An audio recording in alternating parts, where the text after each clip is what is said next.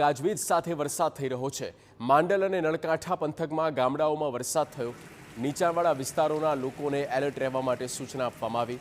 લોકોને ઘરની બહાર ન નીકળવાની પણ તંત્ર દ્વારા અપીલ કરવામાં આવી છે।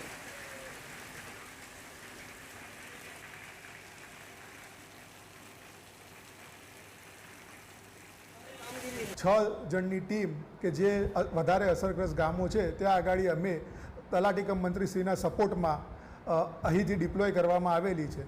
તેમજ 10 જણના સ્ટાફને અહીં રિપોર્ટિંગ માટે નિયુક્ત કરવામાં આવેલા છે, જે દર 2 કલાકે તલાટી કમ મંત્રીશ્રીઓ જોડેથી રિપોર્ટ મેળવી અને સ્થિતિનું અવલોકન થઈ શકે તે માટે રિપોર્ટિંગ તાલુકા પંચાયતે કરશે।